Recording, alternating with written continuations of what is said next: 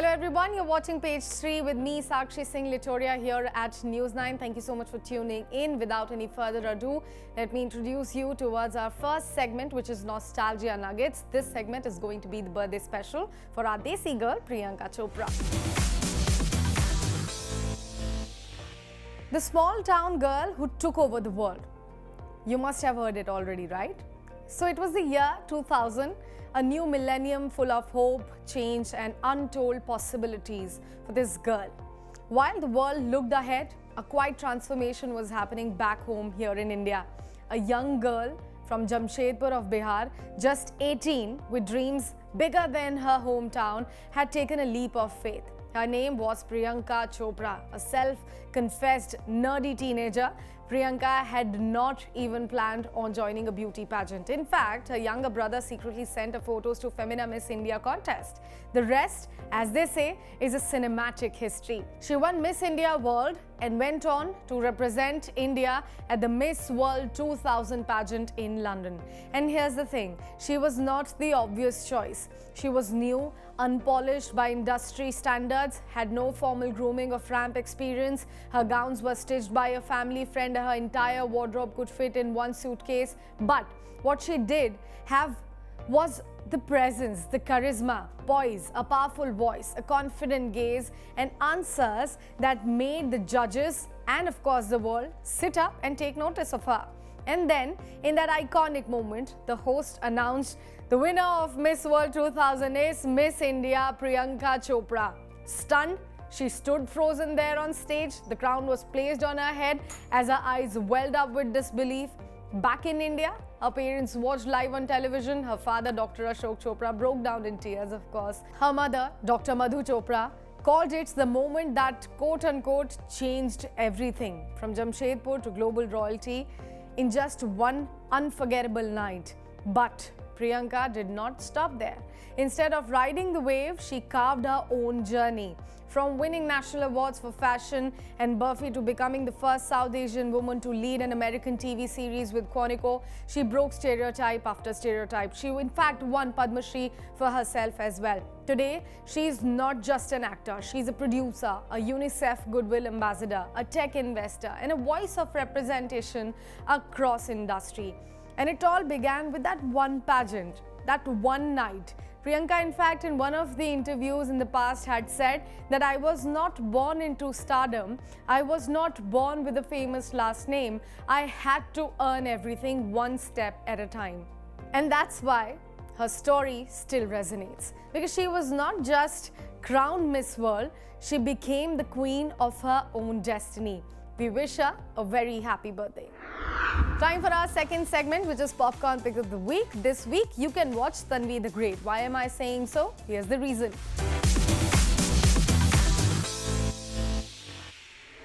In Tanvi the Great, cinema becomes more than just storytelling. It becomes a mission to spotlight courage, inclusivity, and quiet yet powerful voice of those on the autism spectrum. Inspired by a deeply personal story, the film marks a passion project for veteran actor Anupam Kher, who not only plays a pivotal role but also brings to life the journey of his own autistic niece, Tanvi. At the heart of this film is Tanvi Raina, a young woman on the autism spectrum who sets out to fulfill her late father's dream to salute the Indian flag at the Siachen Glacier, the world's highest battlefield. Played by newcomer Shubhangi Dutt, Tanvi's journey is tender, determined and deeply moving. As a debutante, Shubhangi brings raw authenticity to her role on screen. Her performance is not just convincing, it's unforgettable. She is the Tanvi. Now, Tanvi's father, Captain Samar Pratap Raina, played with quite intensity by Karan Tacker, is killed in a mine explosion on his way to Siachen. Though his screen time is very limited, Karan's presence lingers throughout the film. His scenes through flashbacks and memory form the emotional core of Tanvi's mission. Now, Pallavi Joshi, as Tanvi's mother, delivers a performance that is both strong as well as nurturing in nature. She carries the emotional weight of the film's message with quiet grace, advocating for awareness, acceptance and empathy towards those on autism spectrum and often not spoken about.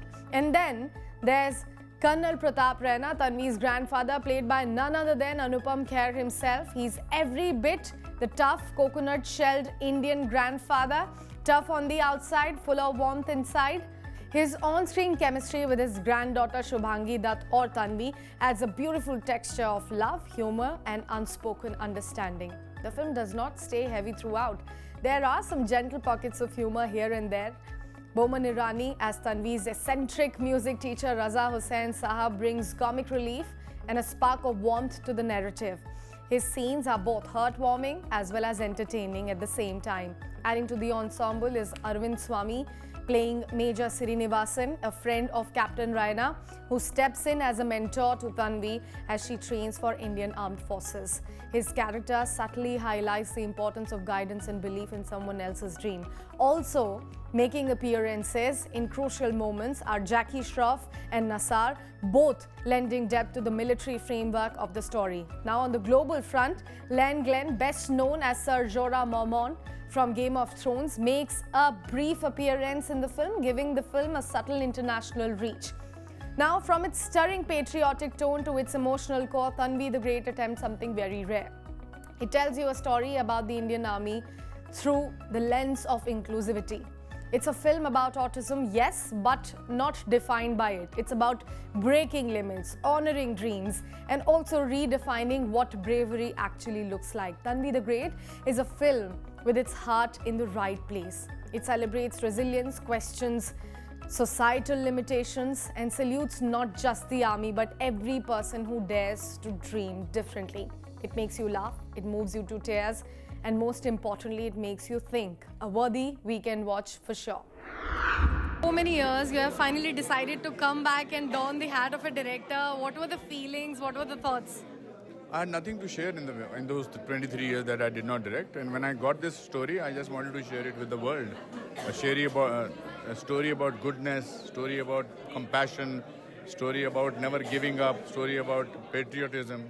I had this story and I weaved it, and that's what it is. Sir, critiques, international directors, political arena, be it the entertainment industry, everybody only has the good things to say about the film. As a director, as treating somebody as your baby, what do you feel about only the good words pouring in? Well, I'm humbled, I have gratitude, and at the end of it, for the 4 years that we worked, everybody, my writers, my technicians, my actors, I think they have given us so much of love and so much of... It's a film from the heart. It's a film from India for the world. Absolutely, sir. And this is a society, this is a community which is often marginalized or sidelined, not much talked about. So through this movie, I always looked at them as superheroes. Absolutely. For them, we are the people who are manipulative, who are abnormal. They are very normal because they believe in goodness.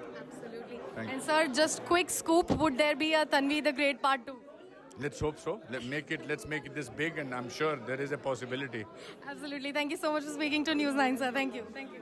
Hi, Shubhangi. You were marvelous in the film, and right at the beginning, Anupam sir said that people were looking and running behind him to click a picture with him, but you are the Shah Rukh, Salman, Amir, everything for his film. How do you feel about the kind of good words just pouring in your support?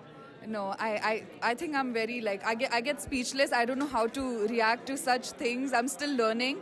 But all I know is that I have just done my work, however Anupam sir guided, however our entire team, every hard work, everything. I think it's all of us together combined. Anupam sir was the backbone, and we were all, I think, the branches of a tree who just gave in our bits and pieces, and we have now then come up with this beautiful And it's thing. a debut project for you. Were you nervous? What were the challenges that you faced? I was very nervous initially, and also the responsibility that it comes with.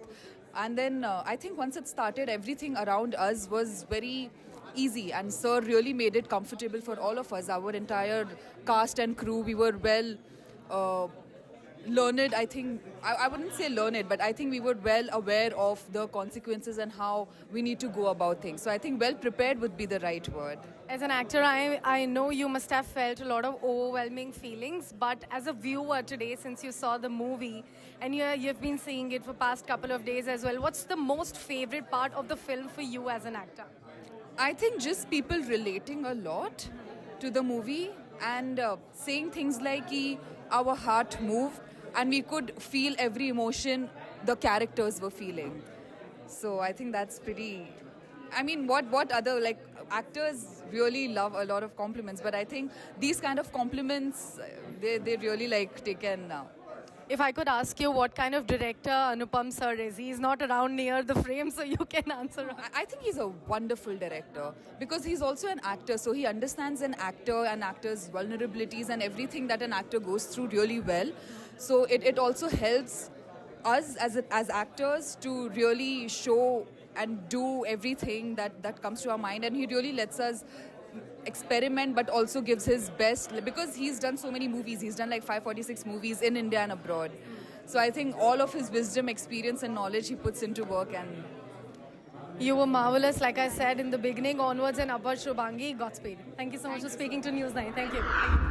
Now it's time for our next segment, which is Entertainment Wrap of the Week, where we bring you the biggest of the biggest entertainment headlines from the nation and across the globe. So take a look. Siddharth Malhotra and Kiara Advani embraced the parenthood with a beautiful baby daughter. The couple made an announcement on their Instagram. Kim So-hyun files complaint against Kim Se-ron's family for quote-unquote spreading false information. Ayan Mukherjee dropped the poster of much-awaited War 2 with Hrithik Roshan Jr., NTR and Kiara Advani shining in it. The movie will be clashing at the box offices with Rajnikant's Coolie.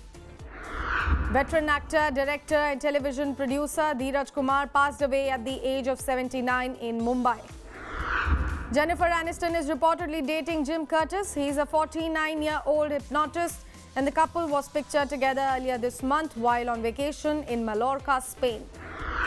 Vidya Balan looked stunning with a massive transformation for her recent Peacock shoot.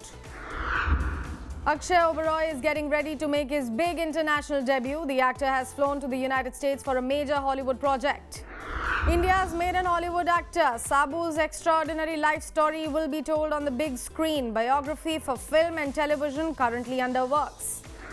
Long-time American Idol music supervisor Robin Kay and her husband, songwriter Thomas DeLuca, were found shot dead in their LA home. Police suspect homicide. Martin Scorsese, at the age of 82, got his first acting Emmy nomination for The Studio. His daughter, Francesca, shared his emotional reaction on her Instagram. And last but not the least, for our last segment of Crispy Chats of the Week, we've got you an exclusive conversation with none other than the iconic and everybody's favorite actor, KK Menon. So here's a look.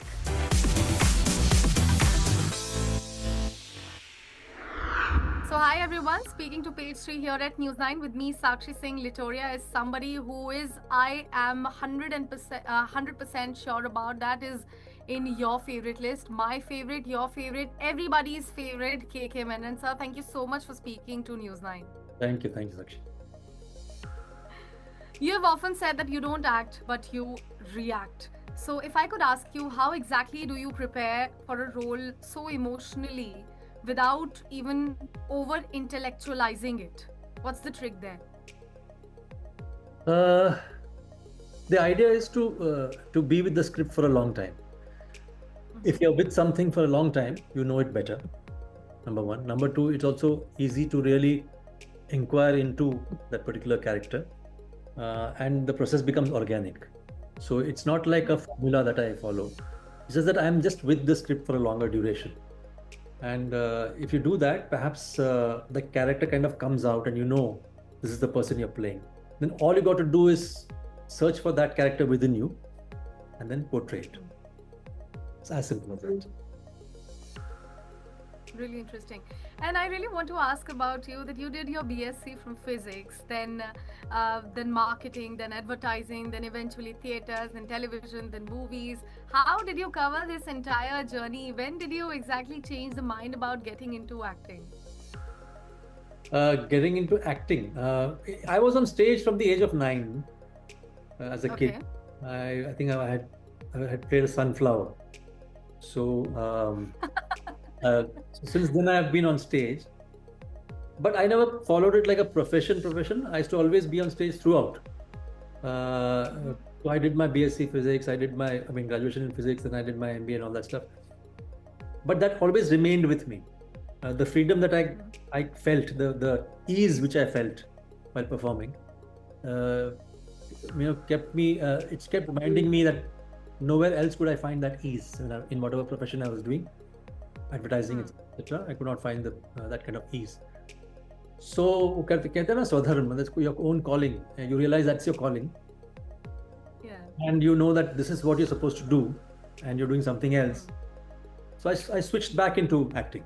That's what happened. So for me, everything comes from there. So it's not that I was handling things. Things happened to me, which revealed to me my calling, and I pursued it. Interesting. Few initial years were not very smooth for you. You faced your fair share of challenges. How did you combat that phase of your life? And when did you exactly realize that, now is the time that I can say that I have made it? I don't think I can say that even now. I don't know what the definition is. That's why I'm saying this.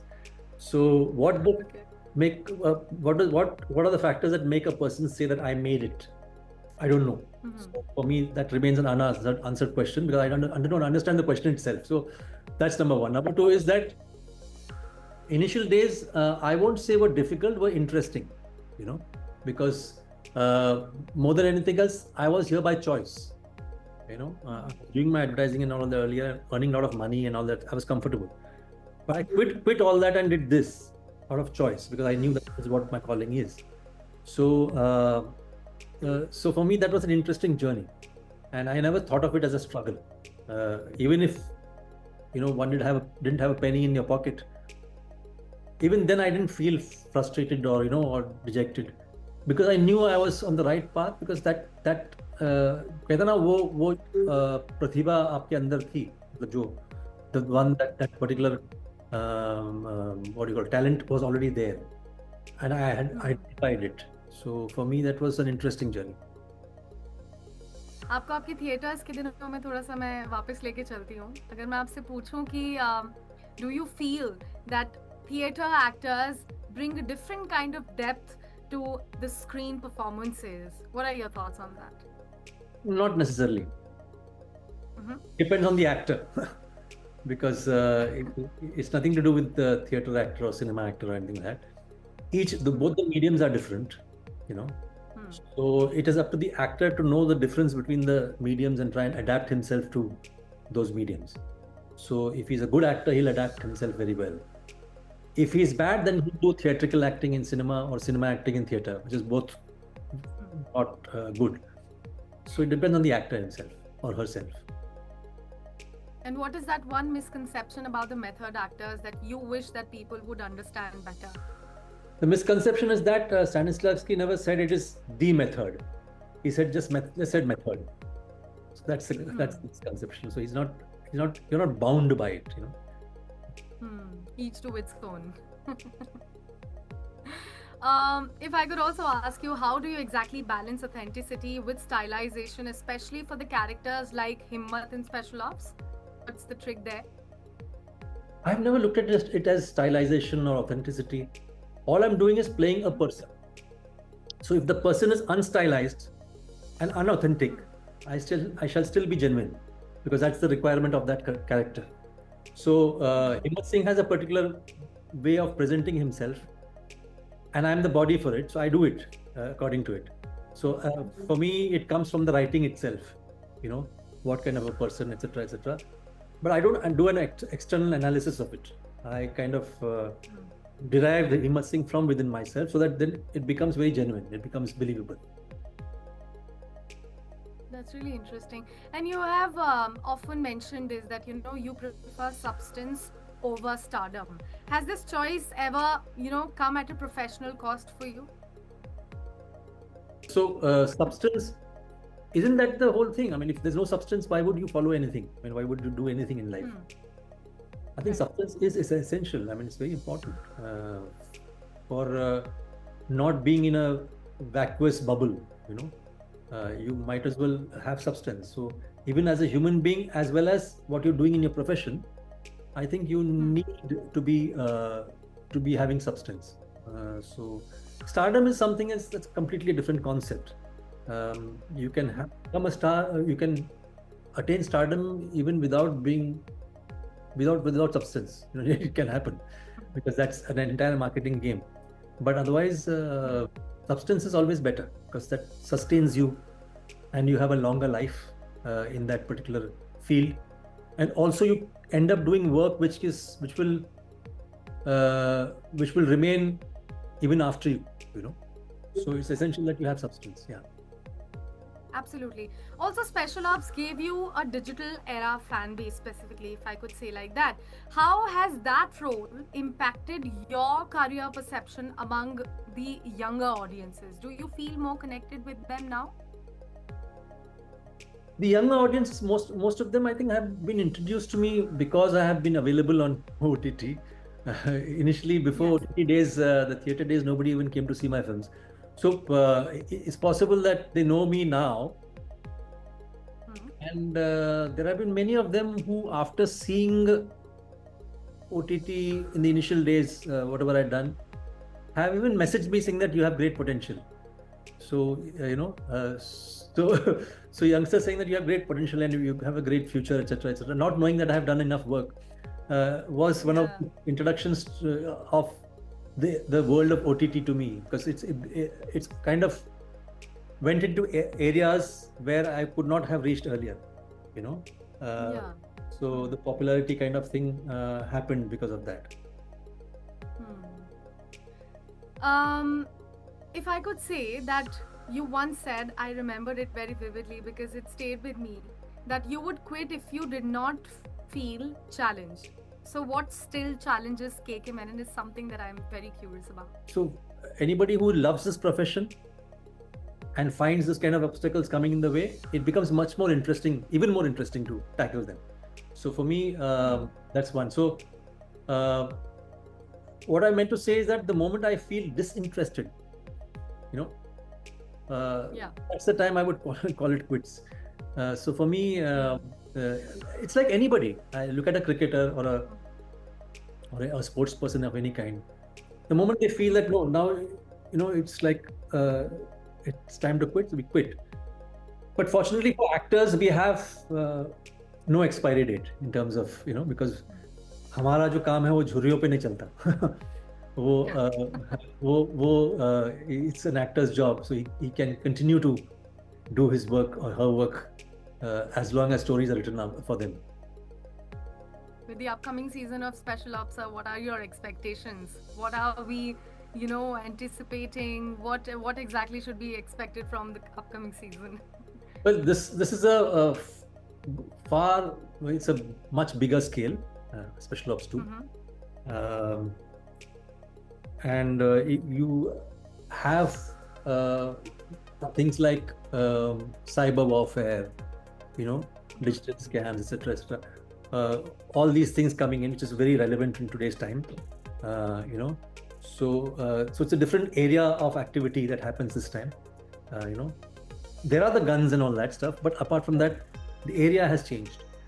And plus, the screenplay is extremely complex, much more complex than season 1 and season 1.5. Special Ops 2 is a much more complex screenplay compared to 1 or 1.5, and the scale is much bigger. Yeah, the scale is huge. We have newer characters in this, and plus the area of activity is that of cyber warfare, etc. Which is very relevant in today's times. So overall, it's much bigger, much grander. That's really interesting. And last but not the least, sir, this is something that I am very, very curious about. Beyond the sets and behind the cameras, what makes KK Menon laugh like a kid? Laugh like a kid? What makes me laugh? If I know what makes me laugh like a kid, I won't laugh. So I think it's better left there, because you don't know whether it's something that you are not aware of. That's when you laugh like a kid. Otherwise, you laugh like a very mature human being and adult human being. Pacing out your laughters, etc. So if you have to laugh like a kid, you should not know what actually makes you laugh. Amazing, sir. It was a very nice conversation. I'm so excited for the upcoming season. All the very best. Thank you so much for speaking to News9. It was a lovely, lovely chat. That's all we have to pack it up on the show as of now. You do stay tuned to page 3. I'll meet you next week. Till then, stay entertained and stay safe. Bye-bye.